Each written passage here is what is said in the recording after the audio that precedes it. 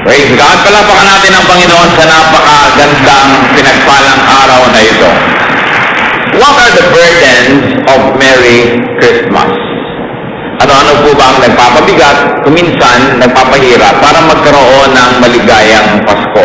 At yan po ang ating tatalakayin, burdens of Merry Christmas. Heavenly Father, thank you that there is Christmas, and more than that, thank you for what it means. Salamat Panginoon, mayroong ganitong uri ng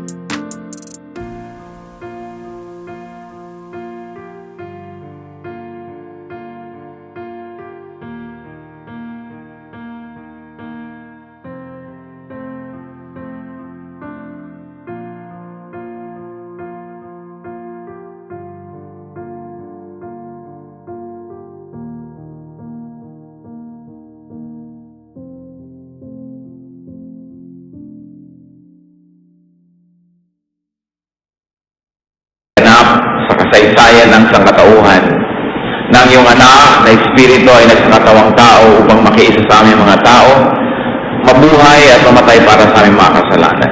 Ito ang aming ginugunita. Turuan mo kami, Panginoon, na kung ano man ang aming mga uri ng pagdiriwang, maging ayon ito sa iyong kalooban. Patawarin niyo po kami sa mga kasalanan namin. Linisin niyo po kami sa aming mga pagkukulang. Paging dapatin niyo kami humarap sa inyo, tumanggap ng pagpapala at magdala na aming mga handog, papuri, mga awit at sayaw. At nawa, Panginoon, kami ay pagpalain niyo ng kaliwanagan, karunungan. May you enlighten and empower us. Nagpapasalamat kami sa buhay. Papasalamat kami sa lahat ng binibigay mo sa amin, Panginoon. Salamat din po sa hindi niyo ibinibigay, sapagkat kayong higit kanino man nakababatid ko anong mainam para sa amin. Ngayon, pagpalain niyo po ang puso namin ng kapayapaan, ang aming isip ng karunungan, maunawa namin ang mensahe mo sa amin, magamit namin para sa aming pang-araw-araw na buhay.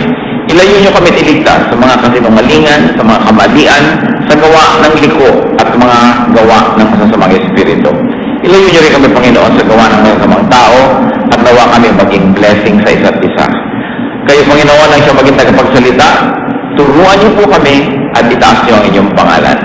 Nagpapasalamat po kami, sumasamba, alang-alang sa matamis, makapangyarihang pangalan ni Jesus na iyong anak, aming Panginoon at tagapagligtas. Burdens of Merry Christmas, or why some people find it difficult to be happy at Christmas.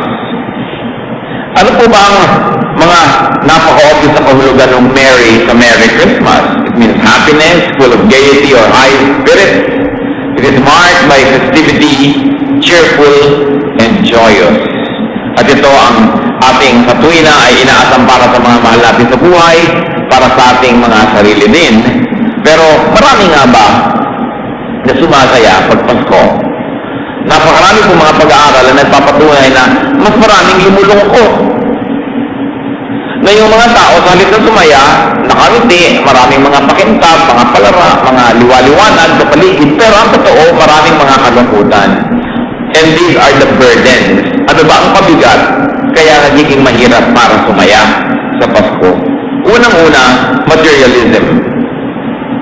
Sobrang pagiging mahilig natin sa material na bagay, sa mga regalo, sa mga pera, sa mga bonus, sa mga 30th month pay at kung pwede pa hanggang 17th month pay. Walang kasiyahan ang tao, kulang at kulang. There is too much obsession with receiving and giving gifts. At alam naman natin na ang limitasyon ng tao ay napakalaki. Wala pang 1% ng population ng buong sangkatauhan ang nandun lahat ang pwede nila at gusto nilang gastahin at available. 99% of the people always have to contend with limited resources with very, very slim budgets. Sobrang dami natin gustong mahalin at magmahal sa atin at pumisan yabang na rin, kaya gusto natin magregalo na magregalo, magkahalong pagmamahal at pagyayabang na rin yan, at pride at kung ano-ano humihirap. This materialistic orientation of Christmas causes great stress and anxiety. Kaya maraming hold-upan pa Pasko, maraming kidnapan, maraming dukutan, nakawan, kasi ang mga tao are trying to make extra money just to be able to give extra things to their loved ones. Never mind if they have to rob other people who are also loved by others and who are also loving others, who themselves would like to give extra things to their loved ones. Ang nangyayari, rule of the jungle, the law of the jungle, agawan madalas. Kaya maraming krimen pag Pasko. At mahirap sumaya if there's so much rush, and in the cities, great traffic jams, and of course, the season has impossible demands and very impossible needs. Yung mga sikat na tao, napakarami kailangan pagbigyan, puntahan ng mga party, laging late dumadating sa isa at maagang umaalis dun sa isa, walang nabubuo sa dami ng pupuntahan. Nakakalito. Ang dami-daming regalong dapat ibalot, ang dami-daming taong dapat pasalamatan, ang daming dapat maalala, at laging may magtatampo dahil hindi siya naalala o hindi niya nagustuhan ang ibinigay sa kanya. Mahirap tuloy sumaya kung wala o kaya kung kulang ang pera. Gaano karaming tao ang maraming pera? Kaya marami din nalulungkot. Another burden of a Merry Christmas is the concept of family and togetherness. Kita-kita natin sa Belen, may tatay, may nanay, may anak, may mga bisita. Kita natin sa mga Christmas card, may nadagdag pa. Pag Pilipino yung Christmas card, may lolo pa, may lola, may mga ninong, ninang, may mga inaanak, may mga kamag-anak, kaibigan, pagkarami-raming tao. Sa totoo lang naman, marami pong pamilya dysfunctional. Maraming pamilya, wala naman yung tatay nasa piling ng iba o kaya nasa abroad. Maraming mga pamilya, wala naman yung nanay o kaya wala yung mga anak. Kahit 10 ang anak mo ngayon, lahat ng kakalat sa buong planeta, kuminsan wala ka rin kasama kung Pasko. Samantalang binobombard ka ng mga commercials, advertisements, print ads, ng mga pamilyang sama-sama, tawanan ang sasaya. Tapos namimiserablehan ka tuloy sa sarili mo dahil kulang-kulang ang pamilya mo. In fact, many people and many families are divided. Parehong buhay ang magulang pero naghiwalay. Nagkatampuhan na magkakapatid, ayaw magkita-kita, kulang-kulang. Many people do not have complete families. It's a fact of life. Many people are away from loved ones. And many people are separated due to poverty. They have to survive due to profession or livelihood or due to work schedules. Lalo na nung umuso yung mga multinational companies based in the Philippines na ang sinusunod ng empleyado yung oras sa ibang bansa at hindi oras dito, hindi mo na makakasama talaga sa Noche Buena o Medianoche ang mga mahal mo sa buhay dahil may trabaho. Pagka hinihingi natin lagi sa sarili natin na kumpleto ang pamilya para sumaya, kailan kayo sasaya? Nakukumpleto lang ang pamilya sa lamay at libing. Kasi talagang yun ay pinaglalaban natin na kailangan makarating ako. No? Kailangan nandun lahat ng tao. Pag marami kang requirement, lulungkot at lulungkot ka, dahil ang binibilang mo yung wala at hindi yung nandun. Pero tingnan natin yung original Christmas. Kumpleto ba ang pamilya? Joseph and Mary had to be uprooted from their community to go home to an ancestral homeland na maaaring hindi na sila masyadong current in their social relationships. At sila-sila lang yung nagpasko sa isang miserableng lugar. Kaya ang layo-layo ng mga expectations natin ngayon tungkol dyan. Not to mention that the family among humanity's social units could be the hotbed of enmity, of jealousy and sama ng loob. Kung meron pong social unit na may pinakaraming nakatanim na sama ng loob, hinanakit, tampo, galit, alitan, mga utang na hindi nababayaran, mga masasakit na salitang nadinig, mga kalupitan na natanggap, mga parusa, mga kim-kim na mga galit, pamilya ang pinakamarami nun. Ang isang buong pamilyang ganyan, mas maraming nakatanim doon ng mga samaan ng loob at galit sa isa't isa kaysa siguro sa isang kumpanya, kaysa sa isang barangay. Kaya kung lagi natin sasabihin, kailangan buo, masaya ang aming pamilya para ako sumaya, konti-konti lang ang sumasaya sa ganun. Maraming mga bata ay lumalaki ng walang magulang o kalahati lang yung magulang na nandun for whatever reason. Maraming nauulila, nababalo. Ganun ang totoong buhay eh. At yun ang buhay na ipinamuhay ng Panginoong Yesus. Pati ang kanyang mga disipulo, pati ang kanyang mga tagasunod, madalas sila nawalay sa mga pamilya sa pagmimisyon. Sabi pa nga ng Panginoon, whoever left mother or brother or father or sister or wife or husband because of me will be rewarded greatly in heaven. Kasi alam niya that the demands of the faith, the demands of the missions would call for people being separated from familiar social environment. Bigyan ng tao yung kumpleto lahat ng mahal sa buhay nandyan. Yan ang ideal. Kung nangyayari sa inyo yon, magpasalamat kayo sa Panginoon. Pero kung hindi nangyayari sa inyo yon, yun ang mas normal. Mas makatotohanan na pagtanggap sa realidad. Pagka ang ganyan ang image ng pamilya, mahirap tuloy sumaya. Dahil meron tayong expectation kung ano ang Pasko. Another burden of a Merry Christmas is the concept of romance. Na ang buhay ay punong-puno ng romansa, pag-iibigan, pagmamahalan, pagsusuyuan, no? Magno-noche buena ka, pag may medianoche, nagtatalo-talo pa mga kamag-anak kung ililibing bago mag-New Year o after. Dapat daw ilibing bago mag-New Year dahil pag inabutan ng New Year, maraming mamamatay. No? So, kung ano-ano, nagkakagulo-gulo yung pamilya because events respect no calendar days. And sometimes terrible events can come even at Christmas time. There are myriads of reasons to be unhappy, to be miserable, any time of the year, even in and especially during the Christmas season. Ecclesiastes 3:1 and 4, there is a time for everything. A time to weep, a time to mourn, and it is a respecter of no holidays. Ecclesiastes 9:11, time and chance happen to all. Now, what are the elements or some of the major elements of the original Christmas? Kung ating susuriin ang mga nagpapabigat sa feeling kung Pasko at sa iba pang mga holidays, ano ba talaga yung mga nagharing damdamin at mga pangyayari nung kauna-unahan at original na Pasko? Luke 2:1. In those days, Caesar Augustus issued a decree that a census should be taken of the entire Roman world. 3-7. And everyone went to his town to register. So Joseph and also went up to the town of Nazareth in Galilee, to Judea, to Bethlehem, the town of David, because he belonged to the house and line of David. He went there to register with Mary, who was pledged to be married to him, and was expecting a child. And she gave birth to her firstborn, a son. She wrapped him in cloths and placed him in a manger, because there was no room for them in the inn. So yan po yung original Pasko. Magpapalista para sa taxation purposes. Malayo ang pinaglakbay ni Mary at ni Joseph para magpalista sa hometown ng kanilang mga ninuno. At kagampan pa naman itong si Mary, mga anak na, pero susundin siyempre ang utos ng empire. At dahil wala na silang matuluyan, nanganak na lang siya sa isang tuluyan o bahay na hayop. At doon nangyari ang unang Pasko. So what were the elements of the Christmas of Joseph and Mary and even Jesus? Suffering. Suffering due to oppression and poverty. Sakop sila ng Roman Empire. Pag nag-utos ang empire na magpapalista lahat ng citizens, buntis ka o hindi, ano man ang panahon, may tutuluyan ka o wala, lakad ka. There was difficulty.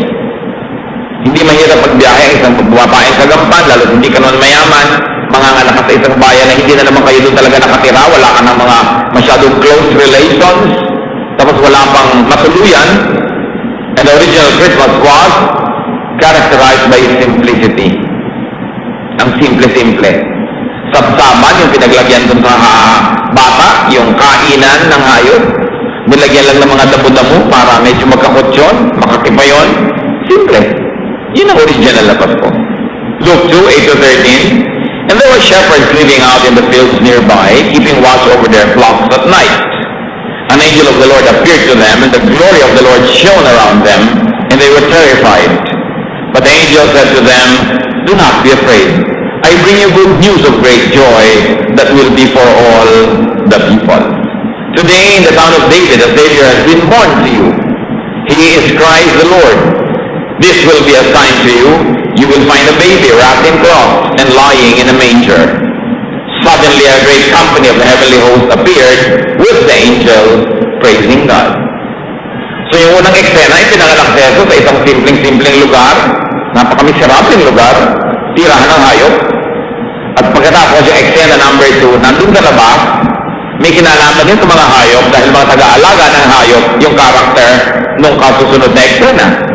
Mga pastor na nag-aalaga ng hayop na nandun sa bukid sa kalagitnaan ng gabi, doon sila natutulog. Kasi naghahanap sila ng damong kakainin, ng tubig na maiinom, pagsikat ng araw, nag-uuna-unahan na yung mga shepherd na yan at dalhin yung mga tupa nila kung saan baka umulan kagabi, may naipon na tubig doon sa mga bato-bato at lambak-lambak. Kasi alam niyo yung lupa sa Middle East, porous. Pagka umulan, hindi bumababa agad ang tubig sa lupa na nag-i-stay doon. Kaya una-unahan sila sa umaga na mahanap yung tubig na naipon na hamog o kaya konting ulan ng gabi. Kaya doon sila natutulog sa labas. Kung matutulog ka pa sa loob ng bayan, sa mga kulungan, mauunahan ka na ng ibang pastol sa konting damong tumubo ng gabi na yun. Kaya nandun na sila sa labas. At sila ang pinagpakitaan ng isa, una isang anghel, at pinupuri ang Diyos dahil sinilang na nga daw at tagapagligtas ang magdadala ng kapayapaan sa isang sinukob. At pagkatapos maraming mga anghel pa ang nagbabaan at nag-aawitan, pinupuri ang Diyos. At sinabi, pumunta kayo sa loob ng bayan, makikita niyo ipinanganak na ang tagapagligtas. What other issues surrounded the original Christmas? Hard work. Hard work ni Joseph and Mary, at ngayon, hard work ng mga shepherds. Brothers and sisters, the first Christmas was not a holiday. It was a working day. Yung mga pastol, nalaman nila yung pinanganak ng Panginoon while they were at work. And what emotions filled their heart? Fear. Natakot dahil anyan yung mga anghel. There was an angelic visitation. No? It was a sign of God's favor. But, pag nagkamali ka sa pagsunod sa mga yon, maaari ka rin mapahamak. So may nakakatakot na anghel din doon, yung apparition ng mga angels na yan. And what really was the central point of Christmas? Good news.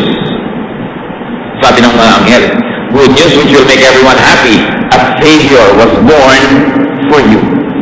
Isinilang at tagapagligtas para sa inyong ikabubuti.